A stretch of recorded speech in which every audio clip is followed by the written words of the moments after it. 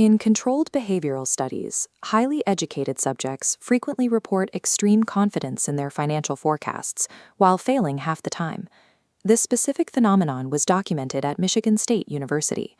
In a peer-reviewed paper published in Behavioral Research in Accounting, Dr. Terence Pitre ran an experiment to test how information density affects investor accuracy.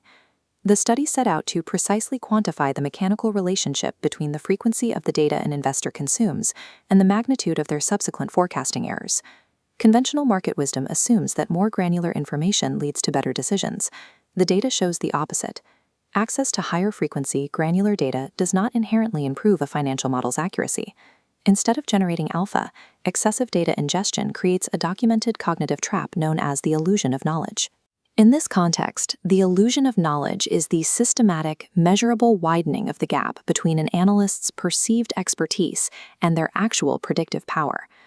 These predictable cognitive errors emerge from specific environmental conditions. For anyone managing long-term capital, understanding and defending against this illusion is a structural necessity for survival. The researchers assembled a subject pool of 72 graduate-level business students. Nearly a third of these subjects already possessed practical, real-world investing experience. The cohort was assigned a single forecasting task. They had to predict the next quarter's earnings per share for a selected asset. By splitting the subjects into two pathways, researchers manipulated data frequency. The control group received standard, low-frequency quarterly earnings, creating a low-density baseline. Contrastingly, the treatment group was flooded with high-frequency, weekly historical data points. After reviewing the data and submitting their earnings forecast, every subject had to complete a final step. They were required to numerically rate their subjective confidence in their own prediction on a scale from 0 to 100%. Both groups evaluated the same asset over the same time horizon. The only manipulated variable was the volume and frequency of the historical noise. The human brain equates the sheer volume of ingested data points with the quality of its own analytical expertise. This coordinate graph visualizes the results. On the x-axis for confidence, the quarterly control group reported 64%. Exposure to weekly data caused a spike in certainty, pushing the treatment group's average confidence to 78%. To test if this expertise is real, we pivot to the objective accuracy of their predictions against reality. The data reveals a stark inverse correlation. The high-frequency weekly group produced predictive errors 40% larger than the baseline quarterly group. This space on the graph between perceived expertise and objective failure is the behavioral delta. Consuming granular high-frequency data degraded their predictive models, while simultaneously blinding the analysts to their growing incompetence. This raises a mechanical question of information theory. How does an increase in data volume degrade the accuracy of these financial forecasts? This illustrates the baseline environment of the quarterly control group. 12 discrete data points provide a clean, legible signal. Contrast this with the weekly treatment group, where the original signal is diluted and obscured by 156 separate, chaotic data points. The human brain operates as an aggressive pattern recognition engine that resists randomness.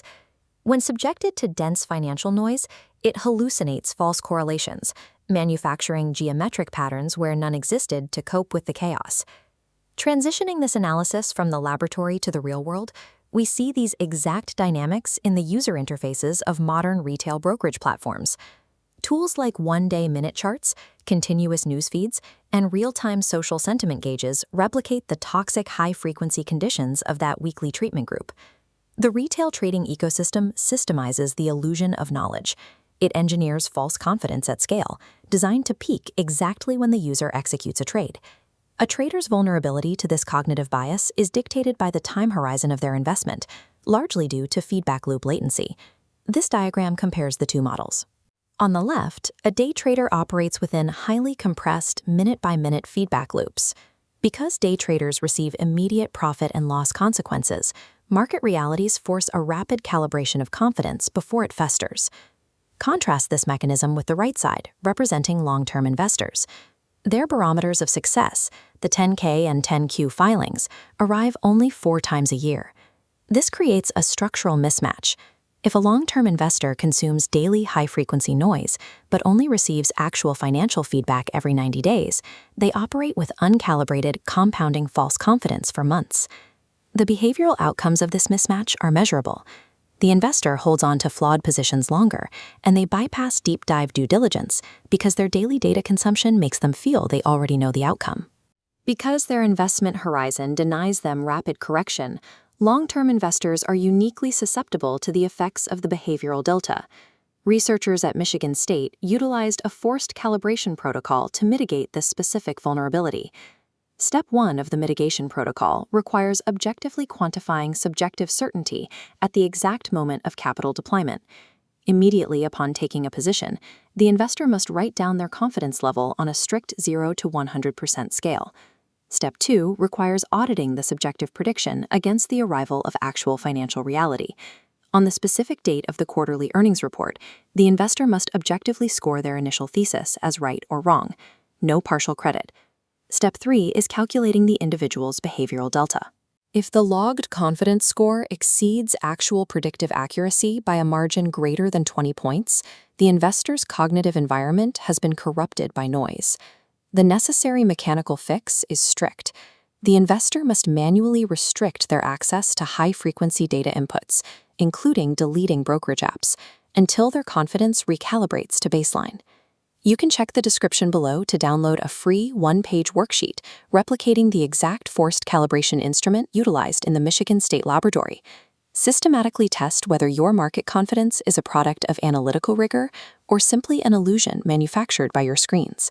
Subscribe, and next we will examine why relying on footnotes yields superior returns compared to trading on headlines.